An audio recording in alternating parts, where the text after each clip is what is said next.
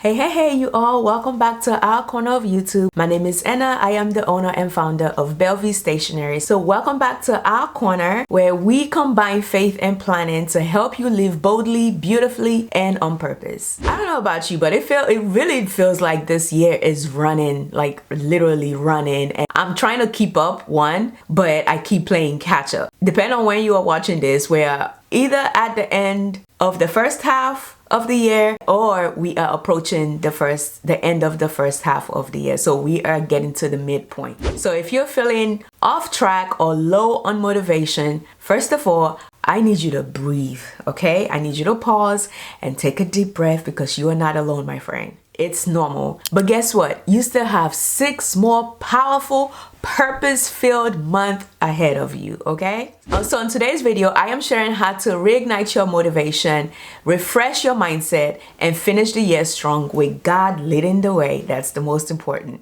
So the first thing I need you to do is to pause, okay? Pause and reflect. I do not want you to push forward. I do not want you to keep pushing without taking the time out to pause and to reflect and to breathe, okay? One of the biggest mistakes we make is to continue to push or continue to move forward without just taking a pause. But we fail to remember that God always meets us in these pauses, because this is a time that we get to breathe, we get to realign our goals, our vision, and make sure that we are still in God's will. So before you make a new list or set a new goal, I want you to take a step back and ask yourself these 3 questions. Number 1 is, what has worked so far? So take a pen and a paper or use your planner, depending on the type of planner that you have. I also have a section where you can pause and reflect. So I want you to write down this question: what worked so far this year? And I want you to answer that honestly.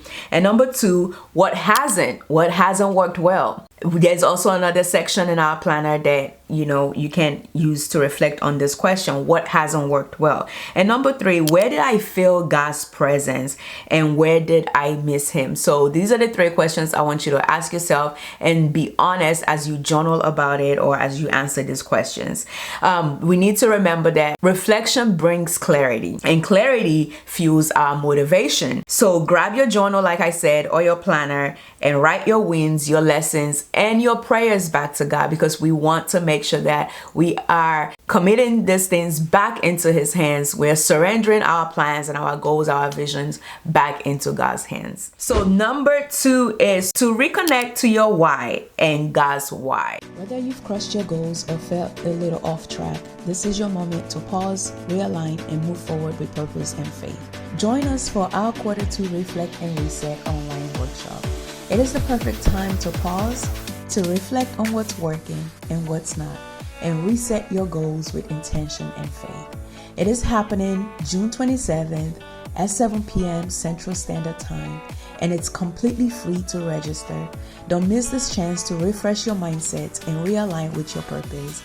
Click the link in the description box right now to sign up, and we'll see you there.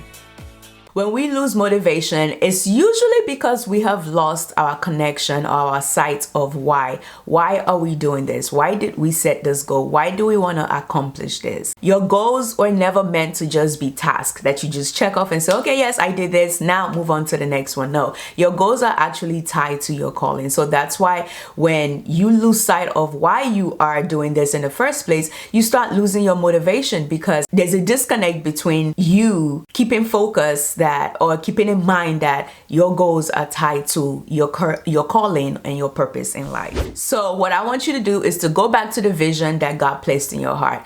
Go back to your vision board that you created at the beginning of the year and take it to God in prayer and ask him, are you still in alignment with his will for your life? Ask yourself, why did I start that business? Why did you write that book? Why did you open that YouTube channel? Why did you start this or that? I want you to think about that. Take a moment to reflect on that, and then go back to God and ask him, Lord, what is it that you want me to focus on in this season? What is it that you're calling me to do in this second half so that I can stay in your perfect will for my life? Because when your why is rooted in him, your motivation becomes unstoppable. So number 3, what I want you to do is to refresh your goals, okay? You don't need to restart your life. You don't need to rewrite your life. What you need to do is to reset, okay? So take your current goals and ask yourself, is this still aligned with where I feel that God is leading me? And also ask yourself, what can I break into smaller, more achievable steps? Because sometimes when we have these big goals that we want to accomplish, the reason we stay stuck in the same position is because it looks humongous, it looks gigantic. But when you start breaking it down into small chunks, you see that, oh, I can actually do this. Like, it's actually achievable. So what can I break into smaller, more achievable steps? Sometimes our lack of motivation comes because we are overwhelmed with the things that we need to do. So it's always better when we break it down into smaller chunks where it is more digestible, you know? Just kind of like your food when you're eating. So use your planner to schedule your small faith-fueled actions each week. Remember, we are always about progress over perfection. Progress over perfection, okay? When you start trying to make sure that every little thing is perfect, that's when you run out of fuel. You run out of motivation. You just exhaust yourself, overwhelm yourself, and you stay stuck in the same position. So keep in mind, progress over perfection. Say that with me. Progress over perfection. All right. Now you are ready for the 4th one. The 4th one is to create a rhythm, not just a routine. Routines are helpful, but rhythms sustain us. A rhythm gives space for rest, for grace, and for divine interruptions. Yeah, when you make room for divine interruptions, when you make room for those little nuances in life that come up, you're giving yourself grace for changes. You're giving yourself opportunity for God to step into your life or into your day to take over. So don't just plan out your task, schedule your quiet time, creative time, and rest. I always say this on this channel, you need to schedule your rest. If you look at my calendar, you see on Sundays, mainly Sundays are when I take my siesta, okay? When I take my Sabbath. So schedule in time for rest. Don't tell yourself, oh yeah, I'm gonna rest. No, for me, my motto is, if it's not in my planner, it's definitely not getting done. So I always make sure that I pencil in the time for rest, because that is what God has created our human body to do, to rest, okay? Even God rested on the 7th day, so who are you not to rest? That's where spiritual and emotional refueling happens, is in your time of rest. Make sure that you take time out to be still, to quiet your mind and to rest, so you can refuel spiritually and physically as well. All right, so now I have the final one for you all. Number 5 is to surround yourself with faith and accountability.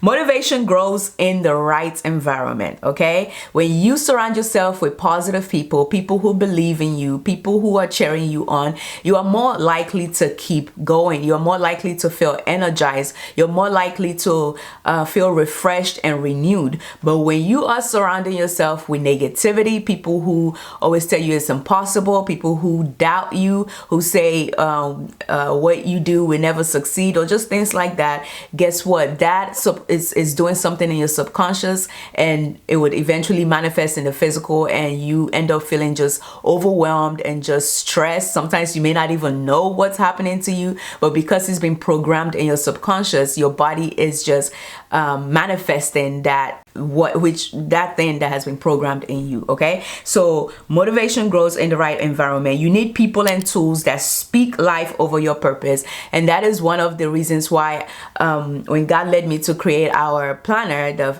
Plans to Succeed Faith Planner, I made sure that it was filled with things that would encourage you, that would edify you, like scriptures, motivational, inspirational quotes, affirmations, you know, just different things that would fuel your spirit, that will fuel your mind with positivity, okay? So whether that's an accountability partner, a prayer group, or faith-based content, I want you to fill your space with inspiration, okay? And remember that you do not have to do this alone. Get people in your corner. I'm in your corner. That's why I said, like, when I created this planner, I'm looking at it as I am right there with you as you're penning down your goals. I mean, of course, God is there with you, but I'm there in your planner, cheering you on, motivating you, inspiring you, and just, you know, speaking life into you. So make sure that you are feeding yourself things that are positive, that would fuel your body, your mind, and your spirit. Okay, so as we cross over to the second half of the year, I want you to know that you still have time, you still have purpose. Okay, this 6 months is going to be filled with faith and with purpose, but you have to be intentional about it. But most importantly, God is still with you. So don't count yourself out. There is still time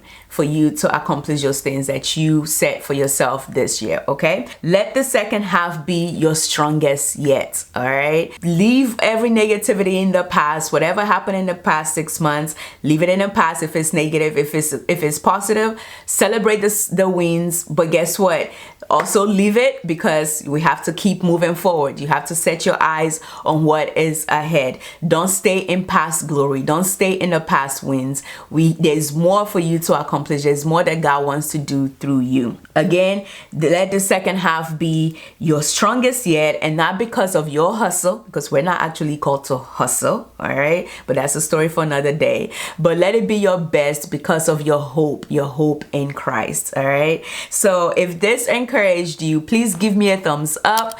Also, if you haven't joined this family yet, make sure you hit that subscribe button to join this growing family, and tell people about this brand, this faith-based brand that encourages women to go after their plans, their purpose, their passion, but making sure that God is at the center of it all. We need to keep our priority on God even as we go after our dreams and our personal pursuits. So hit the subscribe button, and also leave a comment below of one goal that you are reigniting this season, this second half of the year. I would love to hear that. Don't be shy. Just leave a comment down below. Well, thank you so much for watching this video, and I will see you on the next one. If you still need a planner, I know we are on the second half of the year, and that's why the planners are on sale. But if you still need a planner, head on to our website, belvystationery.com, to grab your faith-filled 2025 planner. Let me show you. It's right here.